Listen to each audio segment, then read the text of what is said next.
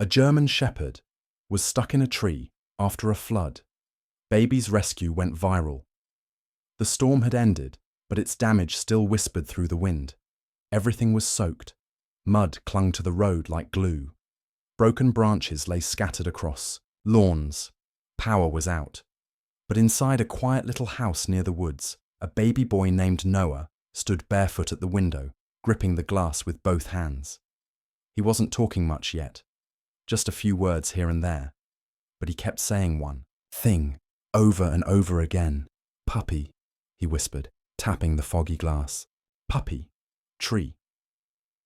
At first, his mother didn't think anything of it. He was a toddler. He said all kinds of strange things. But then he tugged at her shirt with more urgency. His tiny finger pointed again toward the trees behind their house, where the floodwaters had risen the highest. Sweetie, there's no puppy, she murmured, brushing his damp curls from his face. We don't even have a dog. Noah didn't look away. His lips trembled. Tree, puppy, she sighed, walked over, and lifted him up into her arms. Just to calm him down, she glanced out the window. The woods were half drowned. Puddles shimmered between the trees. The big oak near the edge of the property stood like a giant, its roots buried in muck. She almost turned away, and then she heard it. A sound, soft, weak, almost lost in the wind. A bark. No, not a real bark. More like a cry, a pleading one, broken, raspy, like it had been yelling for hours and was finally giving up.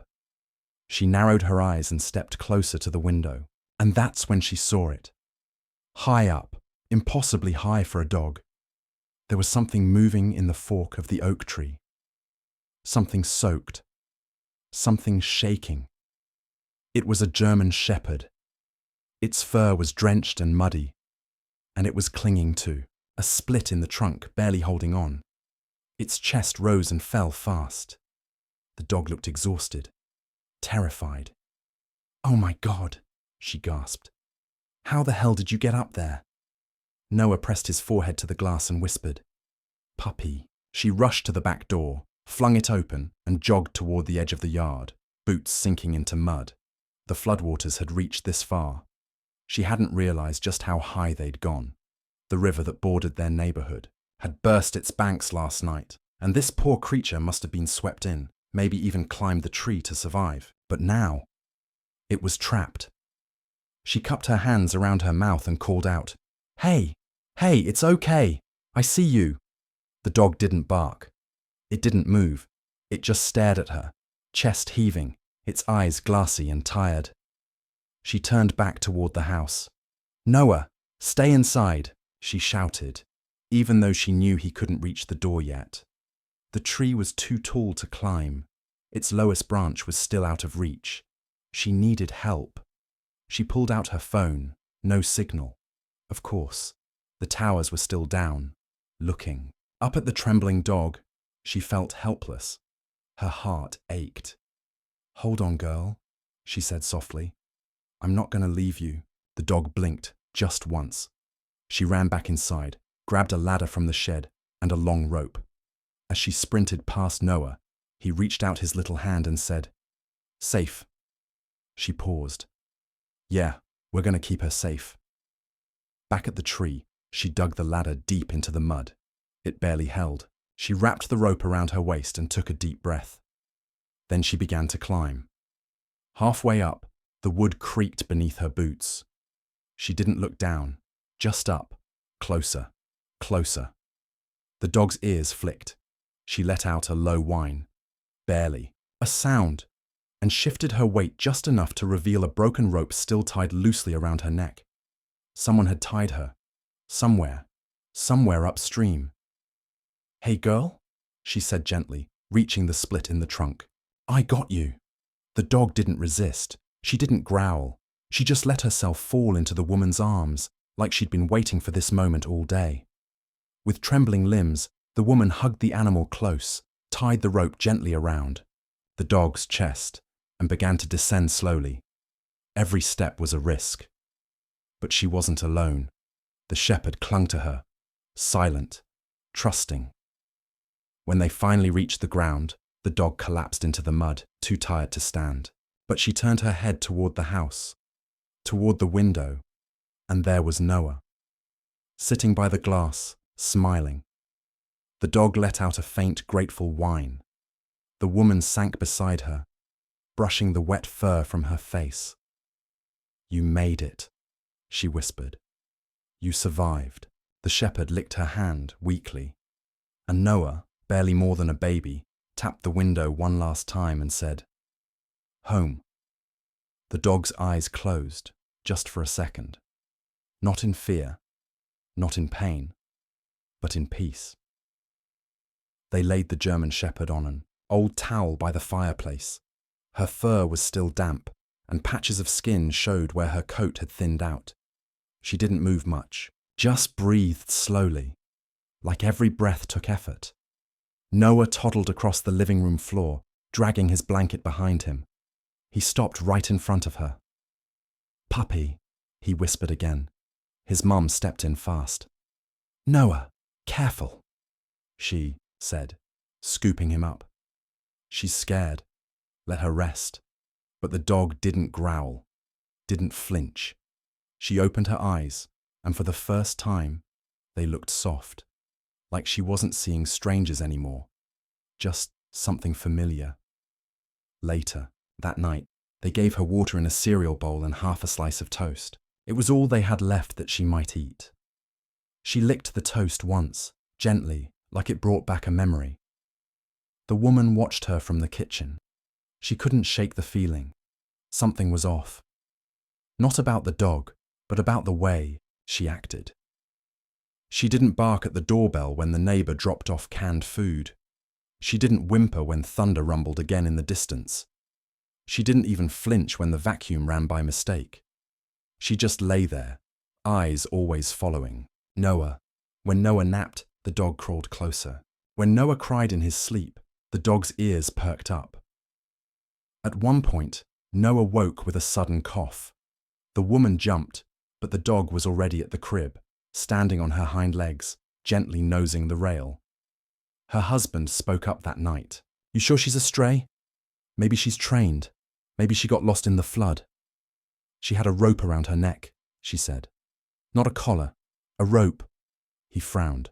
"Could have broken free. She doesn't act like she just ran away from home. She acts like she ran from something bad." That night, the rain came back in a drizzle. Not strong, but steady. Enough to remind them the storm wasn't truly over. Noah stood by the window again, same as the day before. Only this time, the dog stood beside him. She didn't make a sound, just watched the trees like she was waiting for something. "Did she bark at you?" the woman asked gently, kneeling beside her son. Noah didn't answer. He reached over and touched the dog's ear. Suddenly, the shepherd barked once, loud and clear. Not aggressive, not scared, just sharp, alert, and only when he touched her. The woman blinked. "Okay, that's strange." "See?" her husband said. "She knows him or something." "That's not possible," she replied. "He's never even been near a dog, not this one." The husband shrugged. "Then explain it." The dog stood, protectively in front of Noah now, ears perked, tail still, like she was guarding something precious, something hers. "She didn't bark at us," the woman said slowly. "Not even when I climbed the tree. But when Noah touched her, she barked," her husband finished. "You think she knew him? Like really knew him?" No one answered. The next morning, the woman took the dog out to the porch. She expected her to run, or at least sniff around, but the shepherd didn't move far. She sat at the edge of the porch and just stared into the distance, where the forest still dripped with storm water. They checked lost dog pages, called the local shelter. No matches. The woman snapped a photo and posted it in a neighborhood group online. Found German shepherd during flood. Looks underweight. Broken rope around neck. Does anyone know her? Hours passed. One like. No comments. She returned to the living room and found the dog asleep next to Noah. The baby's hand was resting on her paw, and she wasn't just letting it happen, she was holding it back. Later, during bath time, Noah got fussy. He hated water. On his face, kicked the tub, splashed the walls. The moment he screamed, the shepherd sprinted in from the other room. "Whoa!" the woman gasped, shielding Noah. "It's okay, it's okay." The dog didn't attack, but she barked again, sharp, alert, right at her. "No, sit," the woman said firmly. The shepherd froze, but didn't sit. She looked at the mother, then back at the baby, still whimpering. "Were you trying to protect him?" she whispered. The dog's tail thumped once. That night, the woman wrapped a blanket around both the baby and the dog. She couldn't explain it, couldn't shake it. The dog didn't act like a guest in the house. She acted like she belonged, not with them, but with Noah. Her husband sat beside her on the couch, arms crossed. "This is starting to creep me out a little," he said. She didn't take her eyes off the dog. She doesn't bark at people. She doesn't play. She doesn't explore. She only watches him, like she's waiting for something. He rubbed his chin. What if she knew him from before? "That's impossible," she said. "He's barely 1.5 years old. We've never owned a dog." He hesitated. Then maybe she knew him from before us. Silence filled the room, and the shepherd, laying at Noah's feet, didn't blink. She just stared. The next morning came heavy with silence. The rain had stopped, but the sky still hung grey and cold. The town was slowly waking up from the nightmare of the flood. Streets still muddy, trees bent, and fences washed away. In that quiet, Noah stood by the back door, tiny hands pressed against the glass. He wasn't crying. He wasn't even making noise. He just kept whispering, "Puppy, tree," again and again. His mother stood at the sink, holding a spoon over an untouched bowl of cereal. She'd already tried cartoons, his favorite toy, even chocolate milk. But Noah wouldn't budge. She looked over at the shepherd curled up near the couch. The dog hadn't barked once all morning. Her body was still, her eyes half closed. But she wasn't sleeping. She was waiting. Noah turned toward his mum, voice firmer now. "Puppy, tree." She walked over and squatted beside him. "Honey, she's right there. The dog's inside now. You remember, we brought her home. She's safe." But Noah shook his head. "Tree," he repeated. "Go." His tiny hand reached for the doorknob. "No, baby," she sighed. "We're not going outside. Not after all that rain. It's slippery, and the woods are still dangerous." "Tree," he said again, louder this time. The dog's ears perked up. She lifted her head and stared at the boy, and then, without a sound, she stood. The woman blinked. "What?"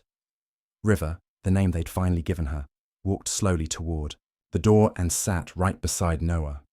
Her nose touched the glass. Her eyes looked past the backyard, toward the woods. "You too," the mother whispered. "What's out there?" She hesitated. Part of her wanted to ignore it, just chalk it all up to weird behavior after a flood. But something inside her, something deeper, told her this wasn't normal. That look in the dog's eyes, that insistence in Noah's voice.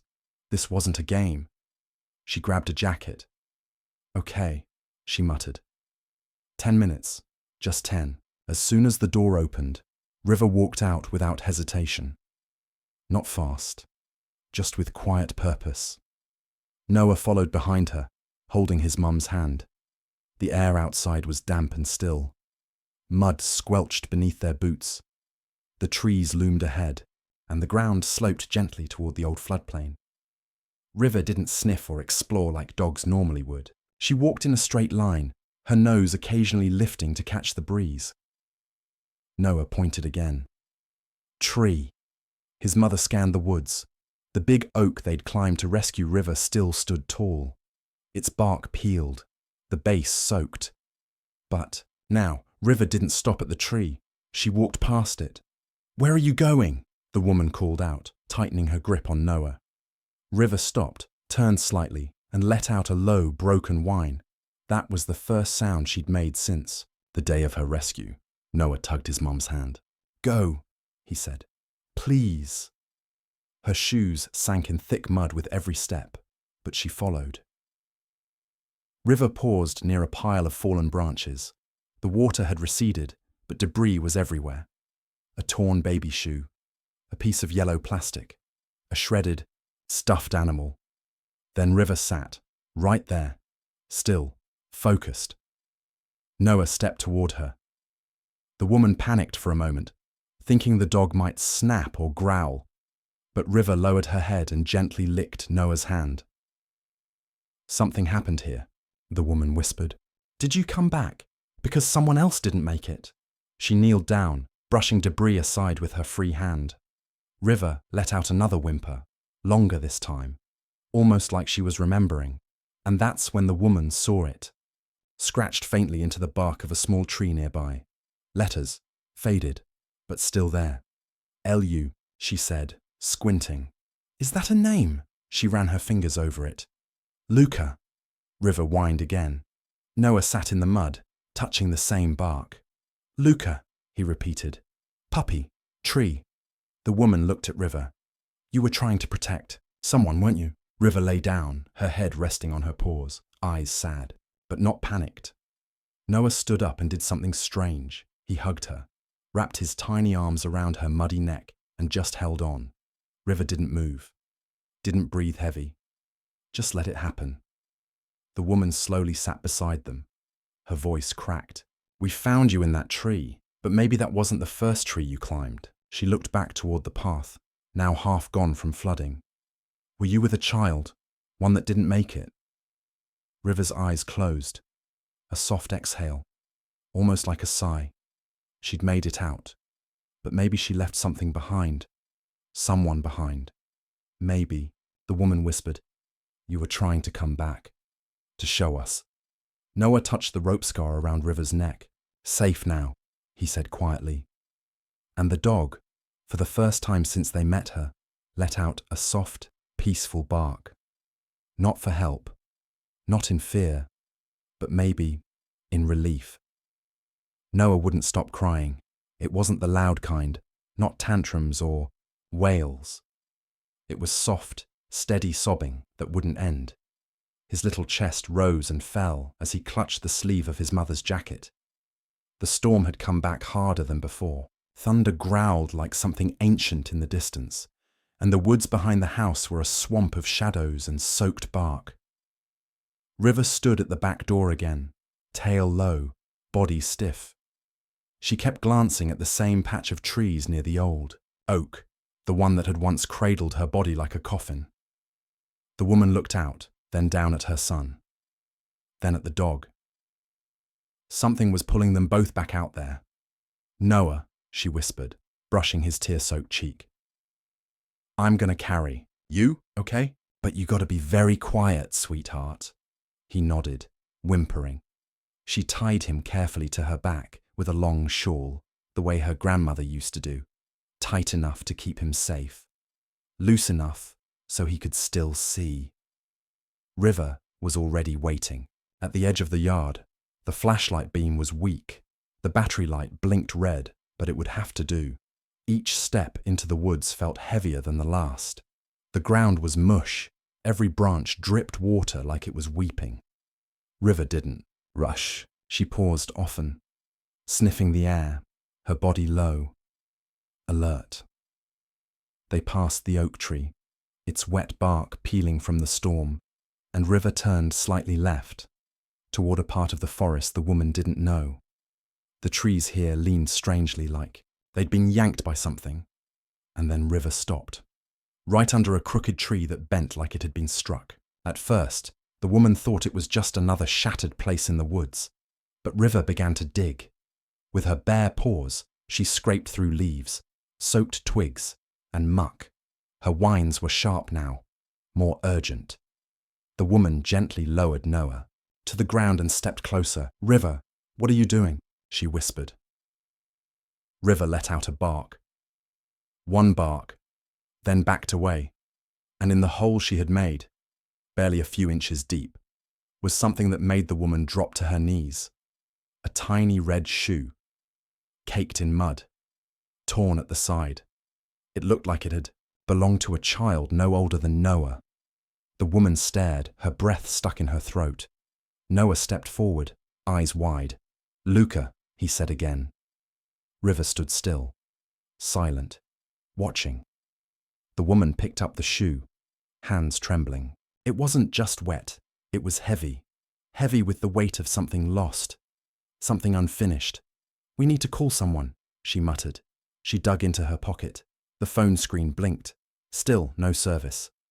Of course. River began to walk again, deeper now. Noah followed without a word. The woman clutched the shoe and ran after them. Minutes passed. Maybe hours. Time didn't feel real in that part of the woods. Then River stopped again. This time beneath a fallen tree. A giant one, wide and old, snapped clean in half like it had been broken by a hand. River pawed gently at the bark. The woman came closer and saw the carvings again. More letters. Faint. Worn. L. U. C. She didn't need the rest. Noah placed a hand on the tree. "Sleep," he whispered. That's when she noticed, under the tree's split trunk, tucked in the roots, was a blanket, half rotted, patterned with cartoon puppies. She turned to River. "He was here, wasn't he?" River didn't blink. She sat beside the tree and let out the lowest, softest whine. A sound so full of memory, it broke something in the air. The woman knelt and placed her hand on the roots. "You tried to keep him warm. You tried to protect him." She didn't ask. What happened after? She didn't have to. The flood had come fast. The water had risen high. And in the chaos, River had climbed a tree to survive. But she hadn't climbed alone, and she hadn't been trying to escape. She had been trying to return. Noah sat beside River, his tiny fingers stroking her ear. He didn't cry anymore. He just said, "She good girl." The woman nodded slowly, eyes glassy. "Yeah, she's the bravest girl I've ever met." Then, behind them, the sky lit up again, lightning in the far distance. The storm wasn't finished yet. They had to go. She scooped Noah up, kissed his cheek, and took one last look at the tree, the shoe, the blanket. "Come on, River," she whispered. And for the first time since they brought her home, River wagged her tail, not fast, not playful, but enough to say she remembered, and now she was ready to move forward. They took her to the vet the next morning, wrapped in a blanket that still smelled like the forest. The car ride was quiet. Noah sat in his car seat, one hand stretched out just enough to rest on River's side. She didn't move, not even when they hit a bump or when the wipers squealed across the glass. Inside the clinic, the receptionist smiled and said gently, "What a beautiful girl. What's her name?" The woman hesitated, then answered, "River." It felt right, not just because of where they found her, but because of what she survived. A flood, a forest, a loss too heavy for words. She didn't run, she stayed. The vet was an older man with a soft voice and tired eyes. As he checked her pulse and ran his fingers gently down her spine, River remained still, not stiff with fear, but calm, like she knew this was something that had to be done. "She's young," the vet said after a while. "About 2 years old, maybe a little less." He paused near her belly. "She's had puppies." The room fell quiet. The woman's breath caught in her throat. "Are they recent?" The vet nodded slowly. "Fairly. Within the last few weeks, I'd say." "But there were no puppies," she said. "Not when we found her. We checked." The vet's hands stilled. "That doesn't surprise me. If she was caught in the flood, it's possible she tried to hide them, or they didn't make it." River's body didn't flinch. but her eyes closed. Just for a moment. The woman asked, could she have gone back to look for them? Is that why she was still near the tree? Very possible, the vet replied. A mother won't leave her babies, not unless she has no choice. Noah slid off the waiting room bench and toddled to the exam table. He reached up, patting River's paw softly. Puppy mama, he whispered. River opened, her eyes again, and the look she gave Noah wasn't just one of trust. It was something more. She knew. After the exam, the vet gave them antibiotics and eye drops for the irritation. He looked serious when he handed over the medications. She's lucky you found her, he said. But she's grieving. Animals don't show it like we do. But it's there, in her body, in her eyes. Noah didn't say anything during the drive home, but when they reached the front door, he pulled at his mum's sleeve. She's sad, he said quietly. River sad. His mum knelt beside him. I know, baby. She need hugs, he added, wrapping his arms around the dog's neck. River didn't move, but she pressed her cheek against his. That night, they laid a blanket near Noah's crib, just for her. At first she stood by the door, watching, waiting, but as the minutes passed, she stepped closer. Lay down! Rested her head beside the crib's leg. Every so often she looked up, eyes catching the faint light from the night lamp, eyes that never stopped watching. The woman sat nearby, staring at her. What did you go through? She whispered. What did you lose? River didn't answer, of course, but her gaze said everything. There was no anger, no panic, just deep, aching quiet, the kind that doesn't scream but lingers like an echo. In the days that followed, River stayed close. To Noah, every nap, every snack, every sleepy smile, she was there. She never begged for food, never barked at squirrels outside. She never even played with toys they brought home from the store. She only stayed beside Noah. She's not acting like a pet, the husband said one evening. She acts like a guardian, the woman nodded. Or a mother. Noah developed a habit. Every night before bed, he would take River's paw gently in his hand. He didn't say much, just held it, as if he could feel something through it, something invisible but real. And River, this dog who never barked for fun, who never chased balls, would close her eyes during that moment. Just for that moment. Like she was safe. Like she was home. One evening, the woman sat beside River, her back resting against the wall. She spoke softly. I think you lost more than puppies. River's ear twitched. I think you lost trust. In people, in the world. And I don't blame you. She reached out slowly, running her fingers through the patchy fur on River's back. But you didn't lose love. You still give that to him. River blinked once, then looked at Noah, asleep, with one hand stretched toward her as always. Maybe, the woman thought, the eyes didn't just carry pain. Maybe they carried hope. A quiet kind, a buried kind. But hope, still. The scratching started, just after midnight. At first, it was soft, a slow drag of claws against wood, like River was dreaming. But within minutes, the sounds grew louder, more frantic. Her whimpers turned sharp, desperate. Then came the bark, not loud, but broken, like a cry shoved through her throat. River's paws hit the wall. Again, and again. The woman shot up from bed, her heart racing. She ran to the hallway. The scratching came from Noah's room. Noah, she whispered, reaching for the door.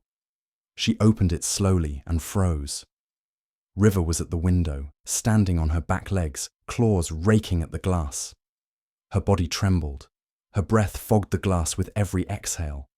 Her tail was down, and her eyes, they looked like they were seeing something she couldn't escape. Noah sat in his crib, sobbing, face red, arms reaching toward River like he was trying to pull her back from something invisible. The woman rushed to the crib and scooped him up. Shh, baby, I got you. I got you, she whispered, rocking him gently. River dropped back down, pacing fast, now. Her paws left wet prints on the floor, even though she hadn't been outside. Her head turned toward the door, then back to the window. "Hey." "Hey, girl," the woman said carefully. "It's okay. You're safe."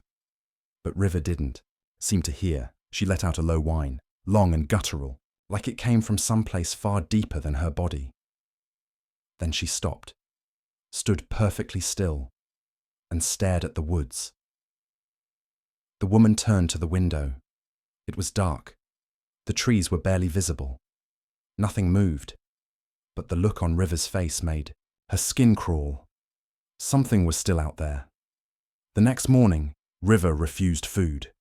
Even the pieces of cooked chicken Noah tried to feed her went untouched. She stood by the door, stiff and silent, eyes fixed on the woods. Maybe she remembered something, the woman murmured. Her husband watched from the kitchen. She was acting out in her sleep. You think it was a flashback?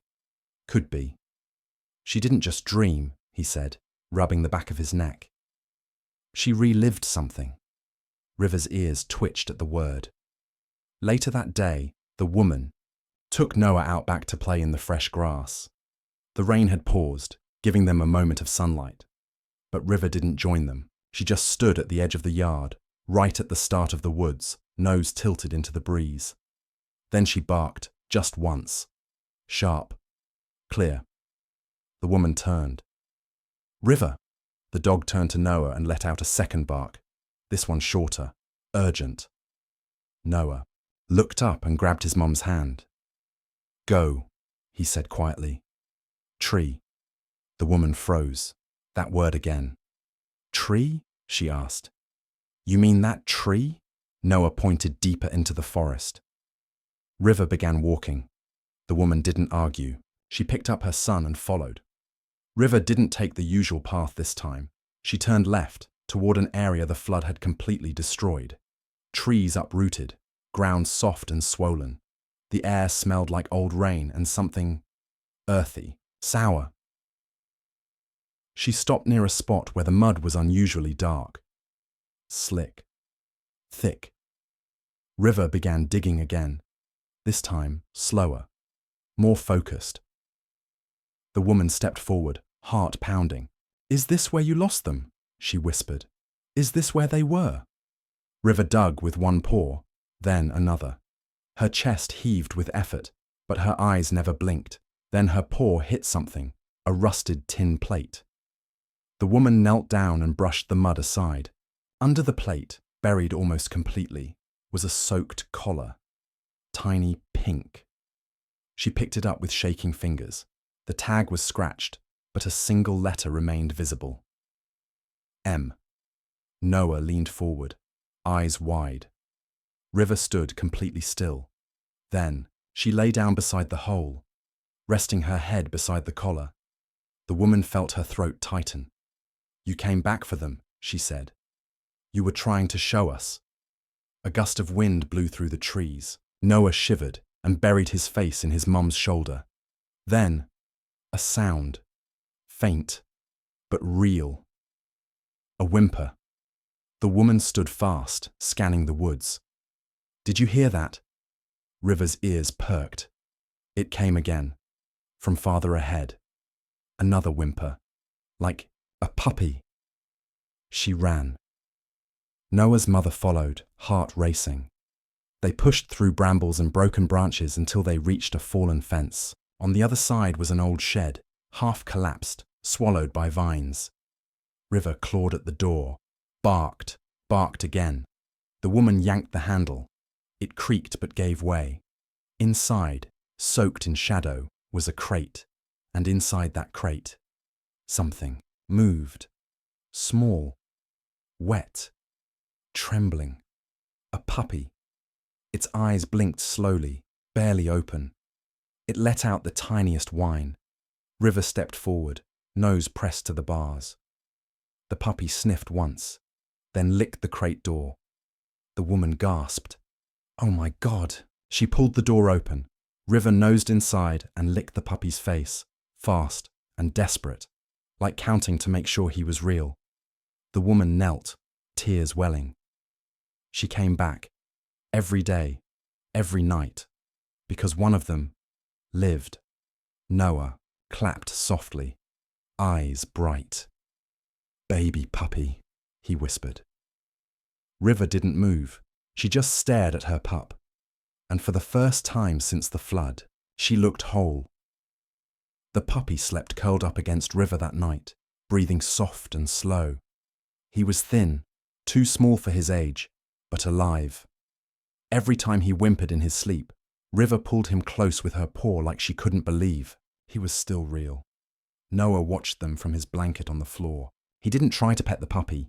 He just smiled and whispered, "River baby." The woman sat on the couch, phone in her hand, still shaking from what they'd found. She'd uploaded a photo of the puppy online to a few lost pet pages. It wasn't much, just in case someone out there was searching. 2 hours later, her phone buzzed. New message. "Is this your dog?" She opened the link. The photo wasn't River. It was another German shepherd, younger, darker fur, a white spot on the nose. But the eyes, the same haunted eyes. The message came from someone a town over, a man named Curtis. He said the dog had disappeared during the flood. Said she'd been with a group of other dogs, 5 in total, from a private property near the river. Her heart sank. River hadn't just been running with her own pups. She might have been part of something bigger. She showed the photo to her husband.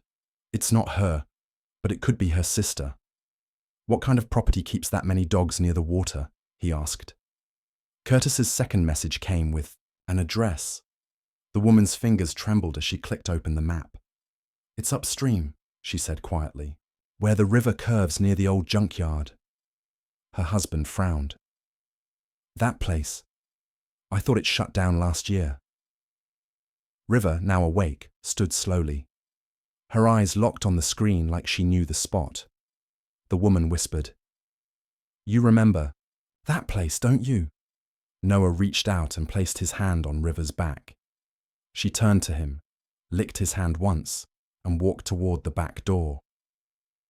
"Noah can't go this time," the woman said, gently.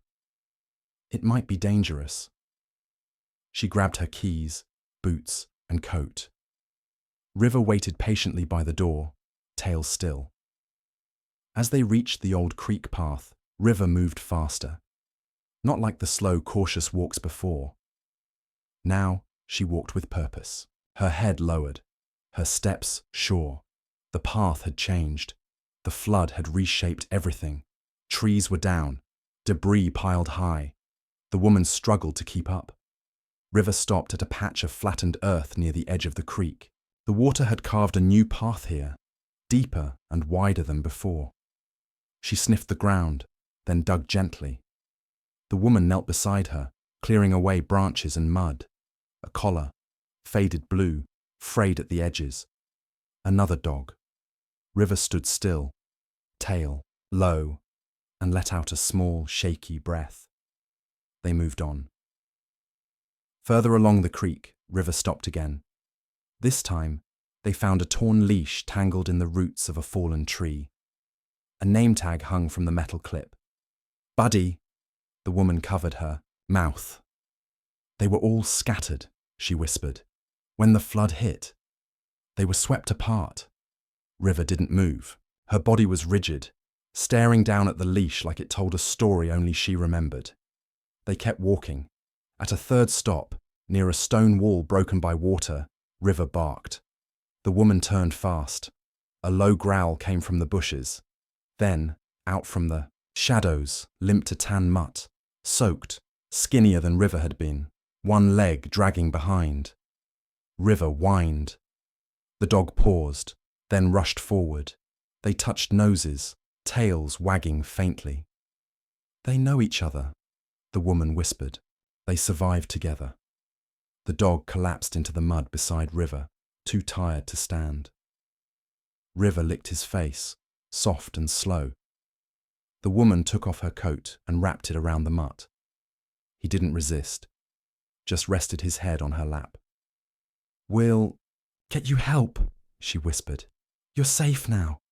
That night they brought him home, cleaned his wounds, gave him food. He ate like it hurt to chew but wouldn't stop. Noah named him Boom. Boom didn't move much. But when River walked into the room, he lifted his head. She laid beside him. No words, no sound, just closeness. Later, the woman stood outside with her husband, staring up at the sky. There could still be more, she said. We've only found 2, maybe 3. We can't search forever, he said gently. It's a big forest. But River's trying, she whispered. She remembers every spot, every scent. Then we follow her, he replied, until she says we're done. Inside, Noah curled up with the puppy and Boom slept beside the fireplace. River didn't sleep. She sat at the window again, watching, waiting, because something was still out there, and she wasn't done. Not yet. The morning came colder than usual. The sun barely peeked through the grey clouds, and the frost on the grass shimmered like glass. But River didn't seem to feel it. She stood by the door at sunrise, unmoving. She had been still for nearly an hour, eyes locked on the woods. Just watching now, waiting. She wants to go back, the woman said softly, pulling on her jacket. Noah reached for River's paw and held it tight. Go, River! Help puppies! The woman looked down at them, then to her husband.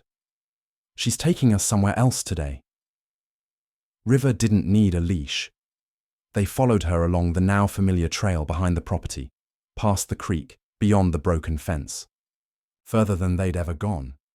Every so often, River would pause, sniff the air, and change direction like she could hear something buried deep beneath the earth.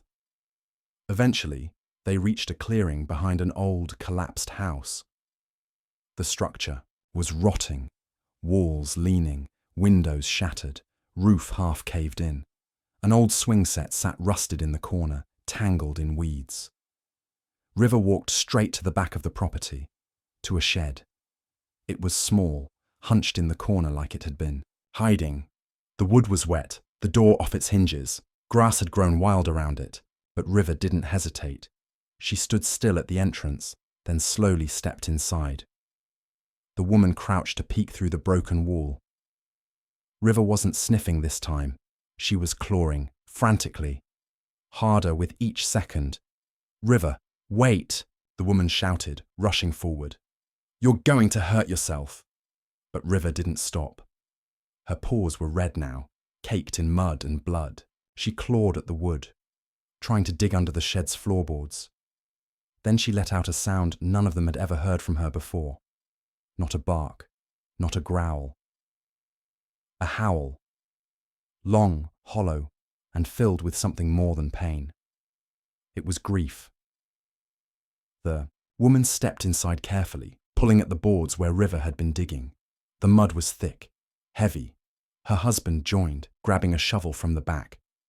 Help me lift this, he said. They pried up one plank, then another, and then they stopped. 3 tiny collars, half buried in the cold black mud, one pink, one yellow, one green. Each still had a small metal tag, now rusted, their letters barely readable. The woman fell to her knees, hand over her mouth. Noah stood at the doorway, silent. He didn't cry. He walked over and sat beside River, who was now laying, flat on the ground, face pressed into the dirt. He wrapped his arms around her neck and whispered, It's okay now, River. River didn't move, didn't blink.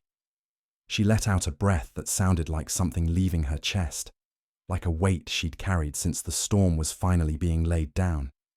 The woman touched the collars gently. She buried them, she whispered, or tried to. Her husband stood behind her, face pale. Maybe the water brought them here, or maybe she brought them herself. The thought was too much. She stayed nearby, the woman continued. She never left the woods. She kept coming back. For them, her husband added. She wanted them found. River looked. Up then. Her eyes didn't hold confusion. They held closure. The woman turned to her son. Noah, what should we do? He looked at the collars. Take home. That afternoon, they placed the collars in a box, cleaned them, wrapped them in soft cloth. They buried them under the oak tree, the one River had climbed, the one that had saved her. They marked the spot with 3 flat stones. Noah helped, place flowers on each one. Sleep now, he whispered. You good puppies. River stood beside him, quiet. She didn't howl again. She didn't dig. She just sat there, as still as the stones. That night, something changed. For the first time, River played. It was subtle. A light nudge at the puppy's ear, a gentle roll on her back while Noah giggled nearby. Even Boom wagged his tail. The woman watched from the doorway, tears in her eyes. She let go, she whispered. Her husband nodded. Because she finally had a place to grieve. Noah curled up beside River on the rug. She licked his cheek once and rested her head on his legs. Safe. Home, he whispered. You don't have to look anymore. And River closed her eyes. No more whimpers. No more pacing. Only sleep. Because now, the ghosts in the woods had names, and the dog who carried their memories had finally let them rest. It had been a quiet morning. The kind that feels like the world is trying to heal. River had eaten breakfast. The puppy had chased a leaf across the floor. Even Boom had limped his way to the kitchen for a second helping of dry food. Noah was in the yard, sitting on a blanket with his toy blocks, and River lay beside him, her body stretched out, eyes soft, finally relaxed. Then the truck rolled in. Loud, dusty, too clean for someone local. It pulled up just outside the gate, tires crunching against the gravel. The woman stepped out of the house, wiping her hands on a towel. She narrowed her eyes. The man behind the wheel was middle-aged, wearing a dirty cap and sunglasses that didn't quite hide the stiffness in his jaw. He stepped out, leaned against the truck, and looked toward the dog in the yard. That your shepherd? He asked, voice sharp. The woman stayed still. She's been with us since the flood. He took off his sunglasses slowly. That's my dog. The woman blinked. I'm sorry. I said, that's my dog, he repeated. Had her tied up before the storm. Rope snapped. Been looking for her since. Behind the woman, River stood up, but not like she usually did. Her legs stiffened. Her body leaned back. And then she moved, behind Noah, shielding him. A low, guttural growl escaped her throat. The woman turned to look, and froze. She'd never seen River like that, not even during her nightmares. The man smirked. See? She remembers me. She's hiding from you, the woman snapped. She's trained to follow orders, he said, stepping forward.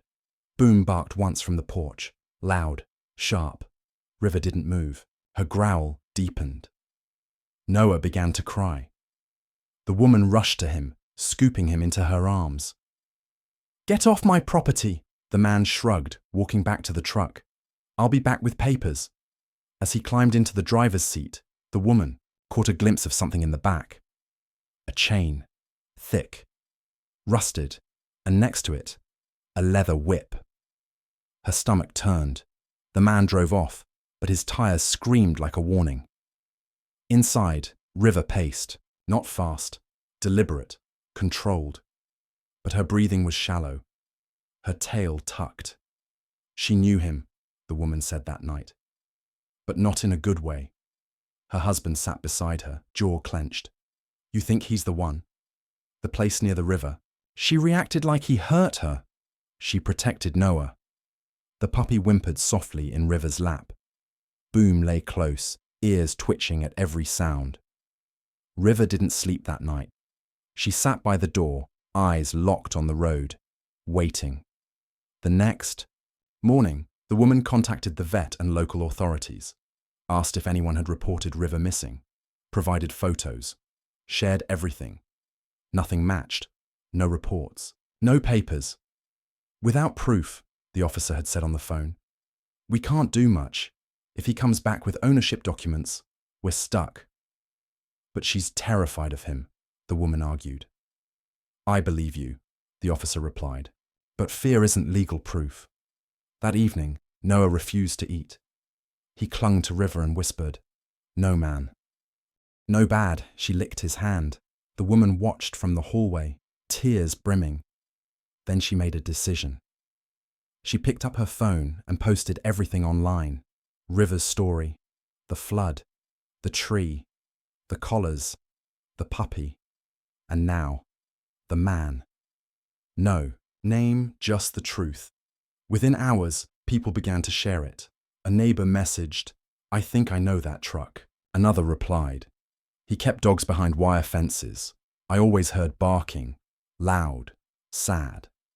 The messages piled in. One said, "Animal control visited that property a year ago. Nothing came of it." But this time, people were watching. River didn't know about the internet. She didn't know about police reports or videos going viral. She only knew that nightfall came and headlights returned. Same truck, same man. Only this time, when he stepped out, he didn't smile. He pointed toward the house. "I came for my dog." Before anyone could speak, River stepped in front of Noah again. Her body low, growl deep. Boom stood beside her. Even the tiny puppy bared his teeth, a trembling, high-pitched growl that almost made the woman cry. "No," she said firmly. "You're not taking her." "I've got this," the man growled, waving a crumpled paper. The woman didn't even look at it. Instead, she raised her phone. "I'm live streaming this," she said. "Right now, thousands are watching. They know what you did. They know what she's been through." The man froze. Behind her, River let out a bark, not in fear, but in fury. Noah peeked over her back and said, "Go! Bad man! Go!" The man hesitated. Then, without another word, he backed into his truck and drove away. Faster this time, like something had changed. River stayed at the gate for a long time, but her tail rose slowly. Her breathing calmed. She walked back to Noah and lay down. For the first time since the flood, she was choosing to stay, not because she had nowhere else to go, but because she finally belonged. The next morning, the house was quieter than usual. No hammering rain, no distant thunder, just a stillness in the air, like everything was holding its breath. River lay curled beside Noah's crib, the puppy snuggled close to her belly. Boom slept near the door, ears twitching even in his dreams. But the peace inside the house didn't reflect what was happening outside, because the internet was on fire. The door camera had caught everything.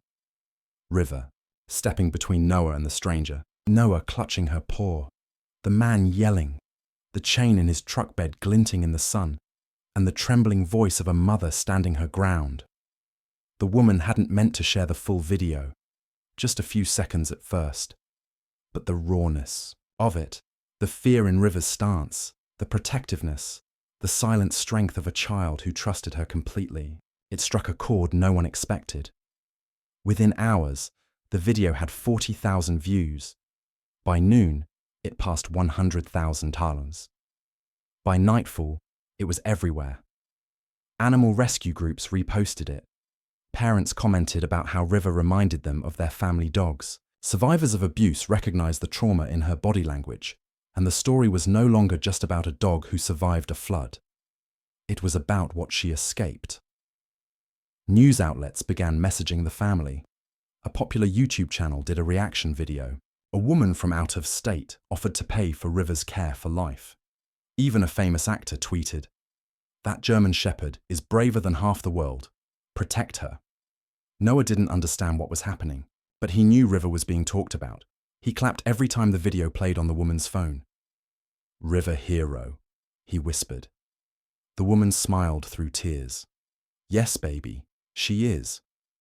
But the attention came with questions. People began digging.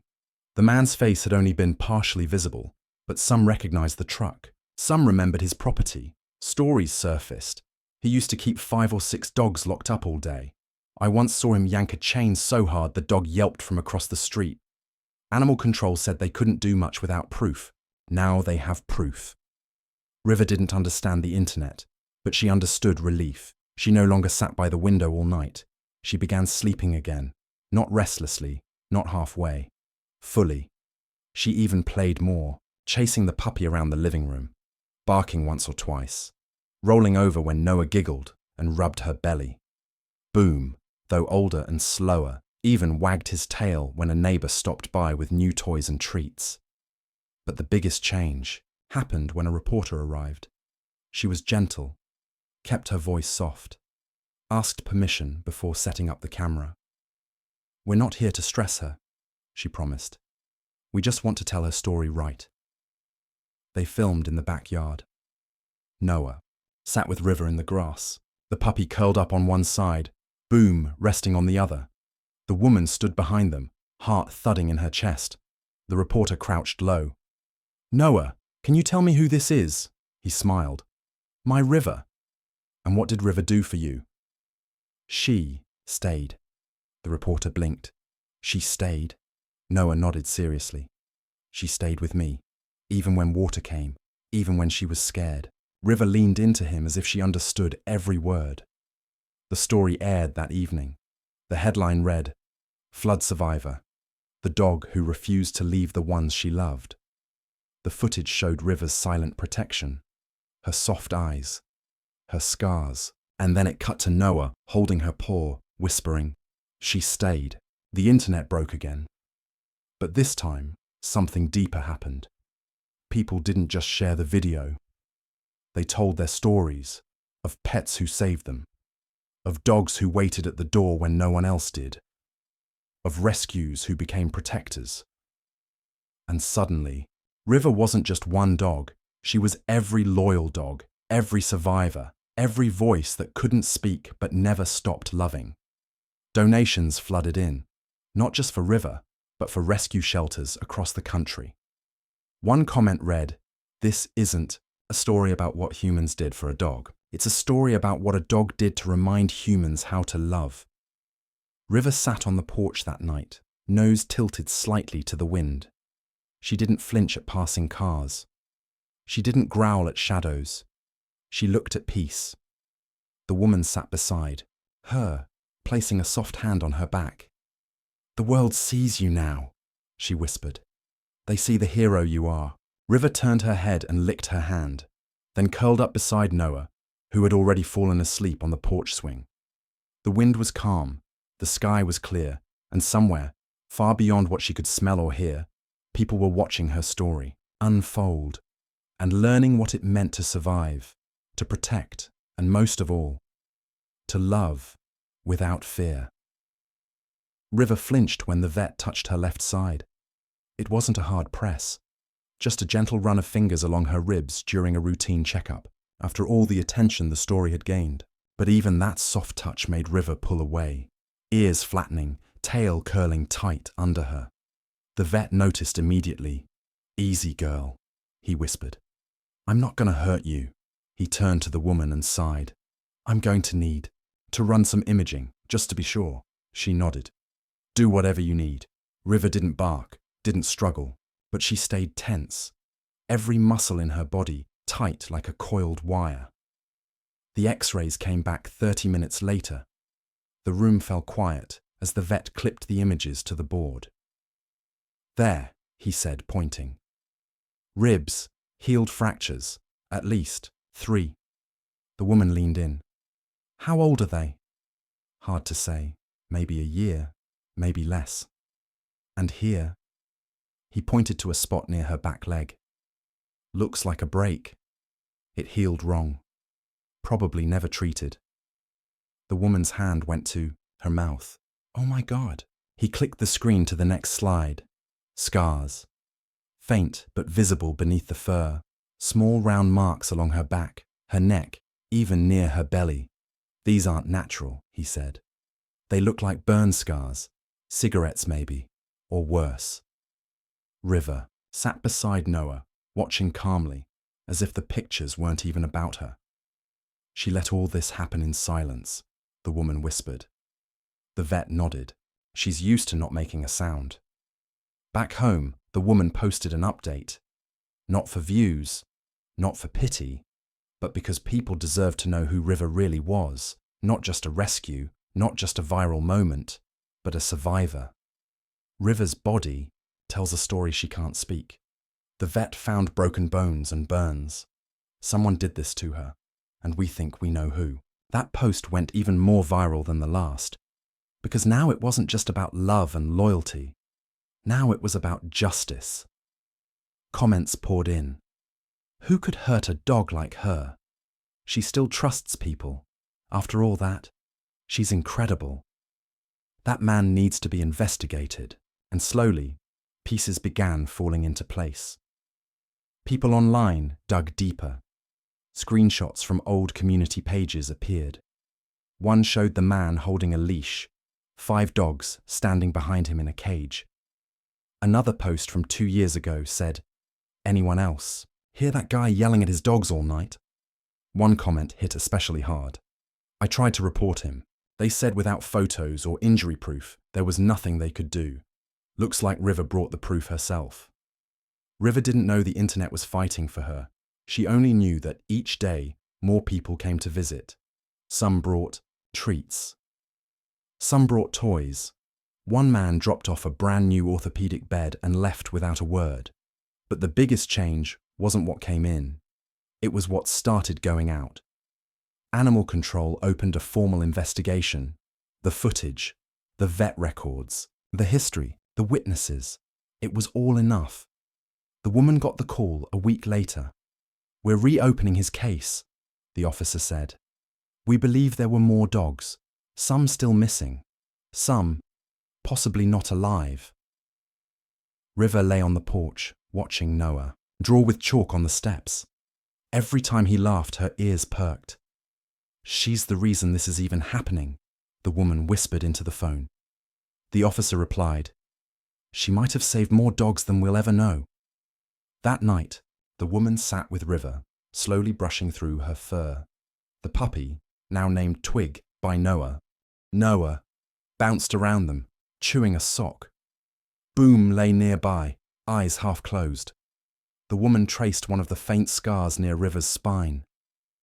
"I wish you could tell me everything," she whispered. "Where you came from, how long it hurt." River didn't look away. Her eyes stayed steady. "But even without words," she continued, "you told us anyway." She smiled, tears slipping down her cheeks. "You told the whole world." River leaned forward and licked her cheek. Not once, twice. Then rested her head on her lap.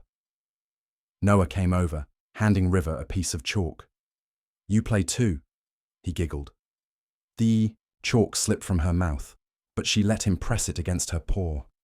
It made a little line on the concrete, a faint blue smudge, like a signature. She was still healing, still scared of sudden noises, still flinching at slamming doors. But the way she held her head now, it was different. No longer lowered, no longer waiting to be struck. Now, it was steady, level, like a dog who finally understood that scars don't mean shame. They mean survival. And survival is something to be proud of. It started with a phone call. The woman was in the middle of folding laundry when her phone buzzed. Unknown number. She almost let it go to voicemail, but something told her to answer. "Hello?" The voice on the other end was shaky, old, worn down by time, but holding something urgent underneath. Is this the house with the German Shepherd from the video?" The woman straightened. "Yes, this is her home." The voice trembled. "They call her River now, right?" "Yes." River. A pause. Then the woman on the phone exhaled. "I think she used to be mine." The room fell still. She stepped into the hallway and closed the door behind her. "Can you tell me what you mean?" "She lived in my backyard," the woman said, her voice thick with emotion. "In Brook Hollow, about 20 miles downriver, before the floods. She wasn't a stray. She had a home. My grandkids named her Lady." The woman gripped the phone tighter. She was taken about 5 months ago, the caller continued. One day she was there, the next she was gone. We searched, we put up flyers. Animal control never found her. Then the flood came. There. That was silence on both ends for a few seconds. I saw the video. The way she stood in front of that baby. I knew. That was her. The woman's throat tightened. River had a litter, she whispered. We found one surviving pup. We named him Twig. She had 5, the caller said softly. 5 puppies, born just before she was taken. Tiny things. She loved them more than anything. Slept with them curled under her belly. She was the best mama I'd ever seen. Another pause. Then the voice cracked. I think the man who took her used her to breed. Maybe worse.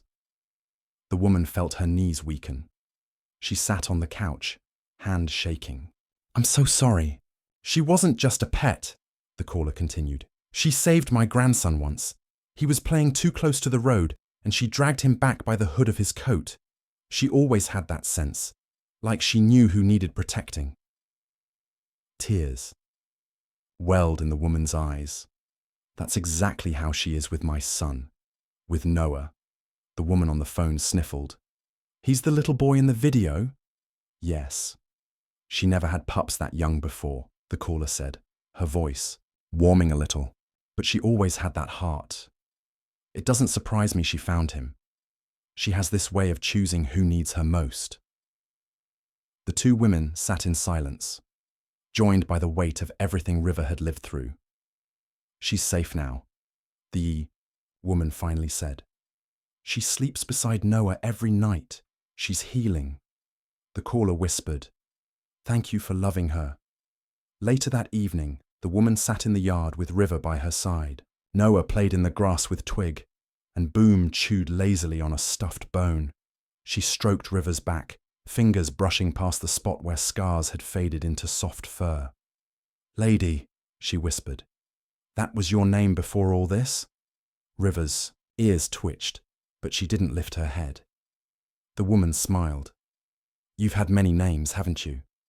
But I think you chose this one, River, because even after all you've been through, you kept flowing forward. She looked toward the horizon where the sun had begun to dip low. She said you were the best mama, she added softly. I believe her.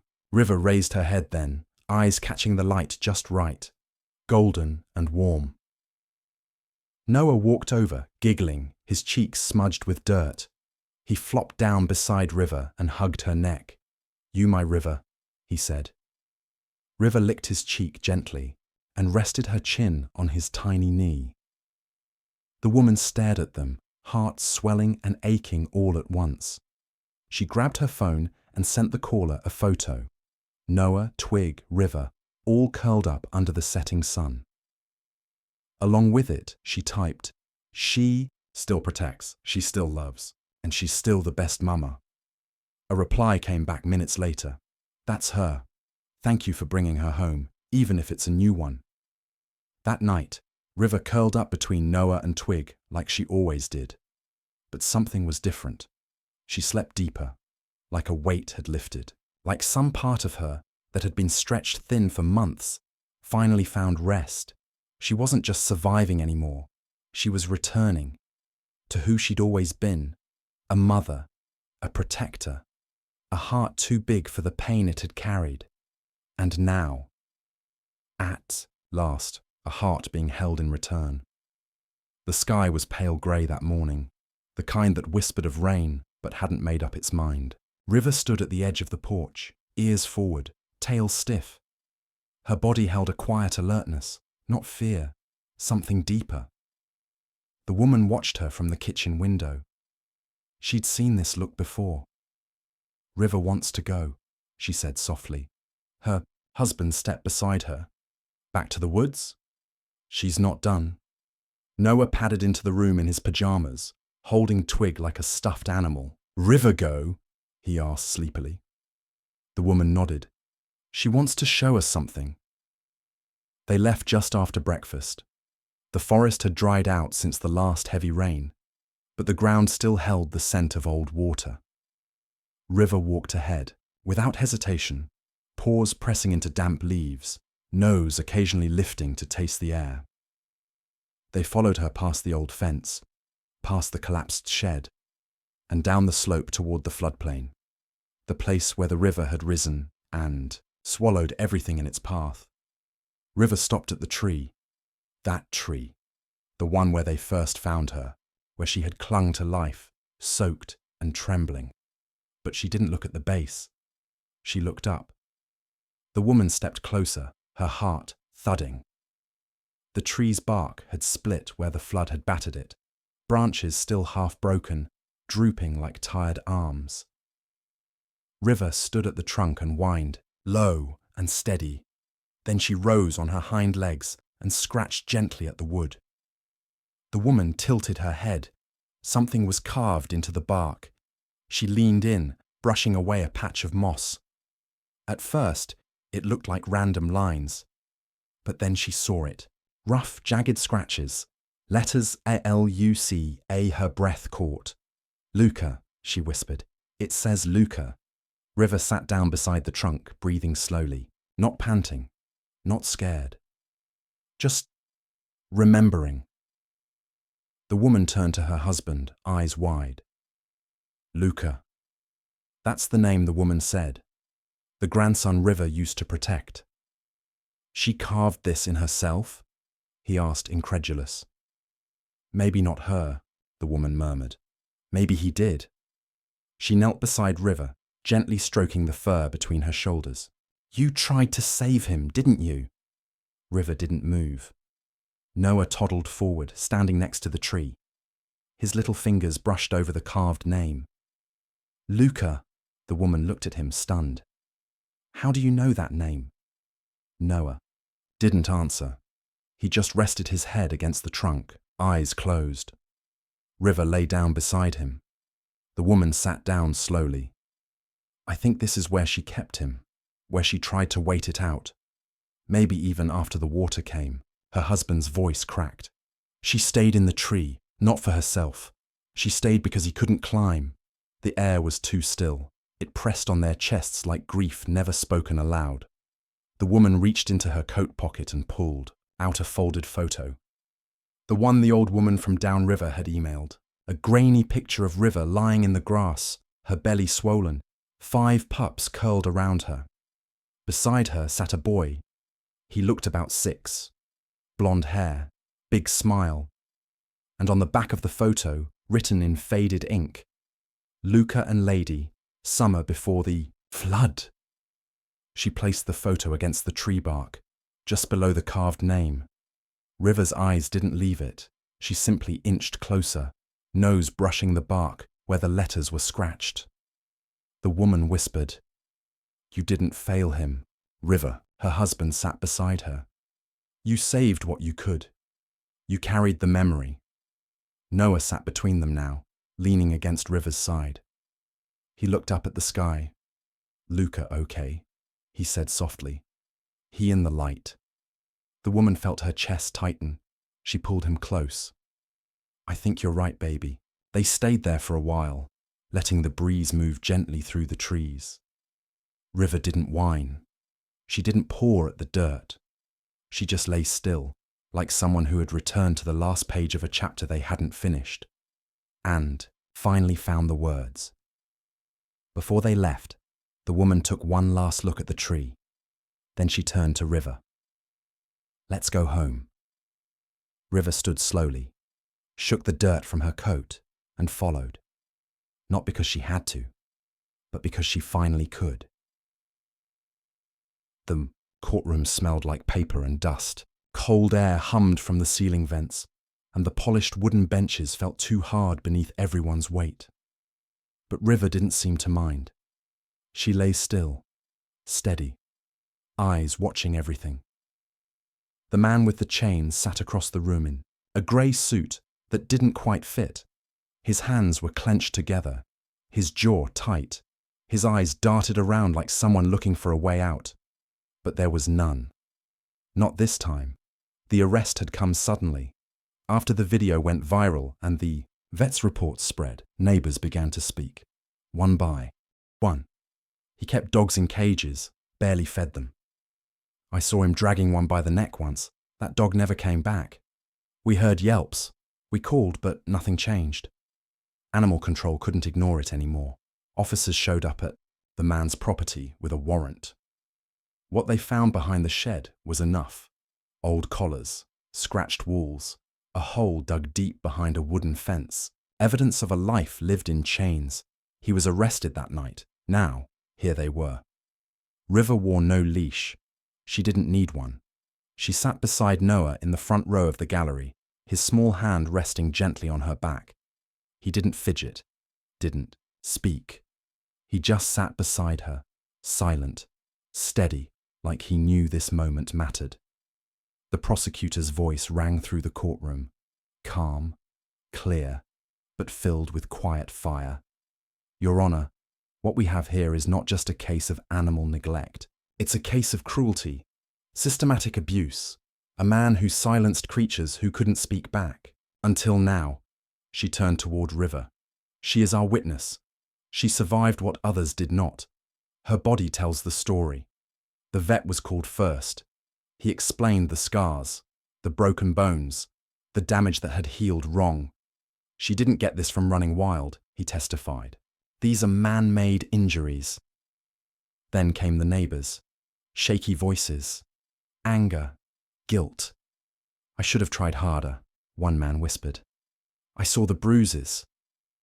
A woman in the back row wiped tears away. The defense tried to dismiss it all. We know for sure this dog belonged to the defendant. Can we prove it wasn't someone else's responsibility? But the photo from 2 years ago, the one where the man stood behind 5 dogs, River among them, was enough. That's her, the woman said on the stand, voice firm. I know her eyes. River didn't bark once. She didn't growl. She just watched. And somehow, that silence said more than any witness ever could. When the prosecutor played the video from the doorbell camera, the man yelling, River stepping between him and the child. People in the courtroom leaned forward. It wasn't just a dog being protective. It was someone who had lived through something, now refusing to let it happen again. Then came the moment no one expected. Key, prosecutor looked toward the judge. With the court's permission, I'd like to ask one more question. Not to the witnesses, but to the child. Gasps rose. The judge hesitated. Are you sure, counselor? We won't ask him to speak, just to be near her. The judge nodded slowly. Proceed. Noah was called forward.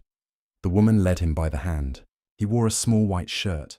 His curls brushed neat, his eyes wide but not afraid. He stood beside River in the center of the courtroom. Can you show us what River means to you? The prosecutor asked gently. Noah didn't speak. He crouched beside her, took her paw in both his hands, and whispered, Safe. A tear rolled down the prosecutor's cheek. The judge sat back, quiet. Then Noah looked at the man in the grey suit. He didn't cry. He didn't shout. He just held River's paw tighter and said again, She's safe now. The courtroom fell silent. Somewhere in the back, someone sobbed softly. The judge cleared his throat, voice unsteady. I've heard enough. When they walked out, River didn't need to be carried or coaxed. She walked tall, not like a victim, like someone who had finally been seen. That night, news of the trial spread fast. Headlines read, Dog testifies without words, and wins hearts across the country. The trial that changed animal abuse laws. The boy, the dog, and the justice they brought. But in the quiet of their living room, none of that mattered. Noah sat beside River on the floor, placing a sticker star on her collar. You're brave, he whispered. River rested her head in his lap. And for the first time since the flood, she wagged her tail in peace. Not because someone asked her to, not out of fear or confusion, but because she knew it was over. The trial had ended, but her story had just begun. The courtroom was warmer that day. Sunlight streamed through the high windows and settled in quiet pools across the floor. The air held a stillness, not heavy like before, but expectant, as if the walls were holding their breath. Everyone had spoken already. The vet, the neighbors, even the old woman from downriver, who had driven hours just to say, she was taken, and she was loved. But now came the moment no one quite knew how to handle. The smallest voice in the room was about to be heard. Noah sat beside his mother in the front row, his legs swung off the bench, too short to touch the floor. His fingers held tight to River's collar, and he stared ahead, wide-eyed, but calm. The judge looked down over his glasses. We understand the child is non-verbal or speaks only a few words? The prosecutor nodded. Yes, Your Honor, but we believe even a few words, from the right heart, can carry more weight than 1,000 spoken by others. The judge considered it, then gave a soft nod. Very well, proceed. Noah was called to the center of the courtroom again. He didn't hesitate. River stood with him. No leash. Just trust. The woman helped guide him up, whispering, "You're so brave, baby." Noah looked up at her, then at River. She licked his fingers, once, and stepped beside him, their shoulders touching. The prosecutor stepped forward slowly. She knelt down so they were at eye level, keeping her tone gentle. "Noah," she said softly, "I know big rooms like this can feel scary." Noah blinked. "But you're not alone. You have River, right?" He nodded. A tiny smile played on his lips. The prosecutor looked at the judge. "With permission, I'd like to ask him just one question." "Go ahead," the judge replied, voice low. The courtroom was silent. No papers shuffled. No one coughed. Even the defendant didn't move. Just silence and waiting. The prosecutor turned back to Noah. "Noah," she said, "why do you love River?" The boy didn't answer at first. He looked at River. She was sitting now, chest lifted, head high. He let go of her collar, stepped in front of her, and wrapped his arms around her neck. "Safe," he whispered. Just one word. But it echoed across the room like thunder, the kind of thunder that shakes hearts, not walls. "Safe." The judge removed his glasses and rubbed his eyes. A woman in the back row cried into her scarf. The defense attorney didn't say a thing. River licked Noah's cheek and sat taller. The prosecutor's voice broke when she turned back to the bench.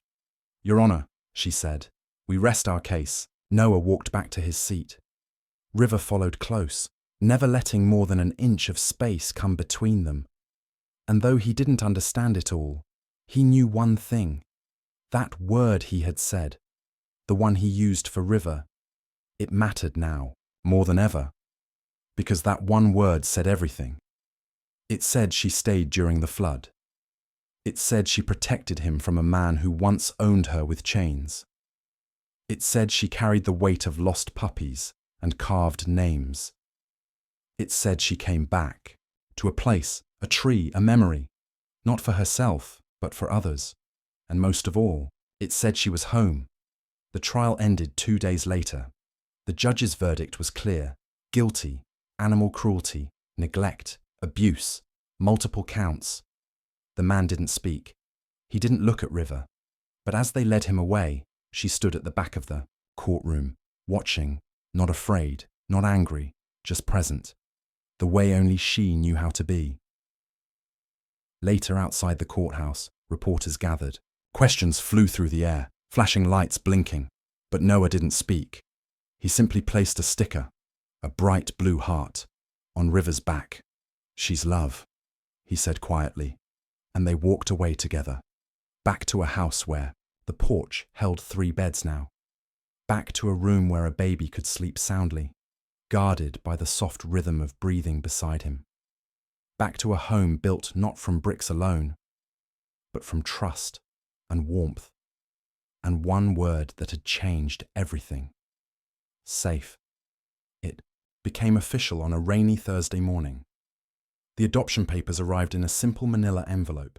No ceremony, no fanfare, just the end of a long road, folded in quiet legal ink. River was no longer a foster. She was family. Noah's mother stared at the form in her hands, tracing River's name typed at the top. River, female, German Shepherd, approx. 2 years. Below that, in bold. Status, adopted. She looked down at River lying beside the kitchen table, her head resting gently on Boom's side. Twig was curled up between her paws, snoring softly, and she smiled. "No more chains, girl," she whispered. "Not ever again." That night, they celebrated in their own way. The woman baked peanut butter dog biscuits, shaping them into little bones. Noah decorated a cardboard sign with crayon scribbles that said, "Welcome home, River," letters crooked and adorable. And they revealed a surprise. Her husband had spent the past week building something in the garage, a low wooden bed with soft edges, painted white and lined with a mattress covered in stars. They placed it right next to Noah's bed. River didn't bark when she saw it. She just walked over, sniffed once, turned in a circle, and lay down. And when Noah climbed into his own bed and reached over the edge, River lifted her head and licked his hand. That became their ritual. Every night, no matter what. Noah would fall asleep with one hand hanging down, and River would press her nose into his palm. A soft kiss. Good night. The house felt different now. Not just safer, more alive. Where once it had felt haunted by the quiet, now it hummed with tiny sounds. Boom's paws twitching in dreams, Twig's squeaky bark chasing invisible bugs, Noah's laughter echoing down the hallway. Even the shadows on the walls seemed warmer somehow. Neighbors continued stopping by. Some brought gifts. One woman brought a framed photo of River from the newspaper story. "You're lucky," she said, handing it over. The woman smiled. "We know." "No," the neighbor corrected gently. "She's lucky. But so are you. Dogs like her.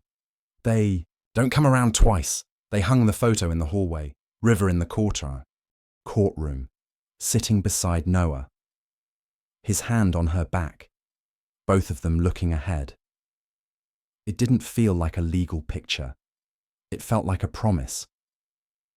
River adjusted to her new life slowly but completely. She didn't flinch at loud doors anymore. She didn't pace at night. She didn't sit at the window waiting for someone who would never come. She ran now, across the backyard, tail flying behind her like a banner. She played tug-of-war with Noah, gentle growls as Twig nipped at her heels. She rested, not out of exhaustion, but peace. Noah grew more talkative each day. His therapist said River had accelerated his emotional recovery in ways they rarely saw. "He speaks more when she's around," one noted. "It's like he's found his courage through her." One afternoon, the woman found Noah curled up, on River's back in the sunlight, whispering a story in soft, broken words. "River saved me," he said, "and I saved her too." River blinked slowly, her tail brushing the ground like a whisper of agreement. At night, the woman would sometimes pause at the door before bed, watching them, boy and dog, side by side, sharing warmth like something eternal. And every single night, that lick, that silent promise, "You're safe, I'm here." The man who hurt her had vanished from headlines, but not from memory. He was serving time now. Not long, but long enough. The laws had changed. People had changed. Because of River. Because of a story that wasn't just about rescue. It was about return. About healing. About how a dog with broken ribs and burnt skin chose to love again. The woman once asked the vet, "Do you think she remembers it all? The bad things?" The vet had paused, then said, "I think she remembers what mattered. But what matters most now is what she feels today." Today, she had a home, a soft bed, a child who adored her, a new pack, messy, loud, filled with crumbs and love. There were no fences keeping her in, no ropes around her neck, only open doors and warm hands, and the kind of quiet that came not from loneliness, but from belonging, forever. It was the kind of morning that wrapped everything in silence. Thick fog blanketed the backyard, softening the world into shadows and outlines. The swing set looked like a ghost, the trees blurred behind a veil of mist. Even the birds, usually noisy at dawn, seemed to be holding their songs. River stood perfectly still by the back fence. She hadn't barked once all week, but now her ears were up, tail stiff, eyes locked on a patch of overgrown weeds just beyond the fence line. Then she barked once, twice, louder on the third. The woman stepped onto the porch, tightening her robe. "River!" she called. "What is it, girl?" River didn't turn. She paced once, then barked again, more urgently.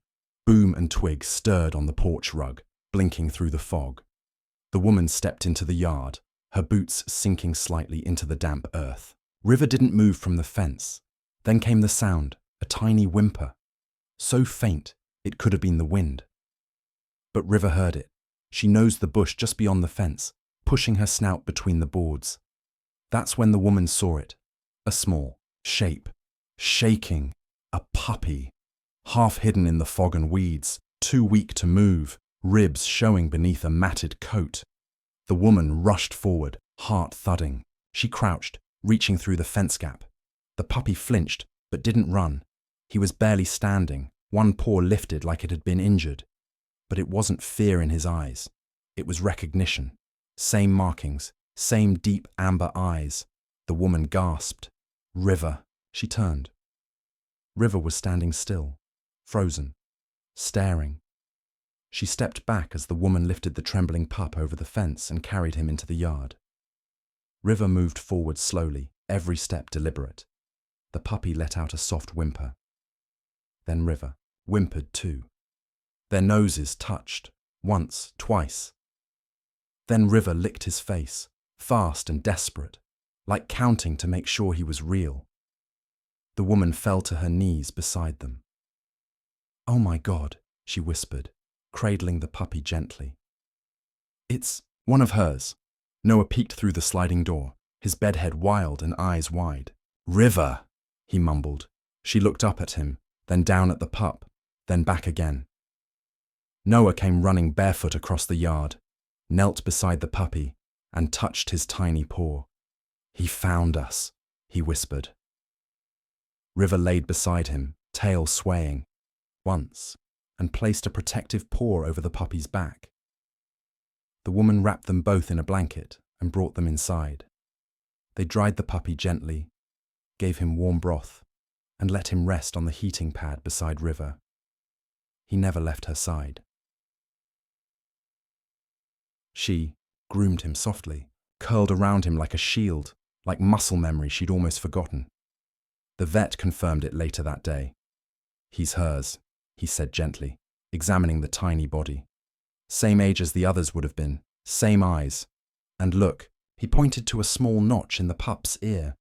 "Some dogs mark their litter this way, by accident. I'd bet anything she did this when they were nursing.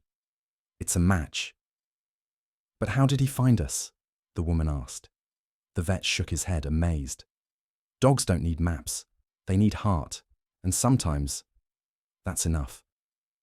They named him Echo, because he was the last sound from a past River had thought was gone. That night, the house felt like a heart that had finally stopped aching. Echo slept, nestled between River and Twig.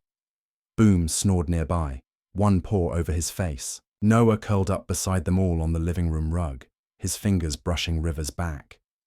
"Found you," he whispered. River didn't sleep right away. She kept her eyes on Echo, but not with fear, with wonder. He was thinner than the others had been, quieter. But he was there. He was here. And somehow, through floodwaters and forests, through nightmares and silence, he had found his way back to her. The woman stood in the doorway, arms wrapped around herself. Tears slipped down her cheeks, but her lips smiled. Because this wasn't just a happy ending. It was something more. It was the full circle of a love that had never given up. Later that week, they added one more photo to the hallway. River, Twig, Boom. Echo, and Noah holding River's paw. Underneath, a small frame that read, "Some stories don't end, they just come home." And in the center of it all, the dog who had been chained, now free, now whole, now surrounded by every piece of her heart that had once been lost.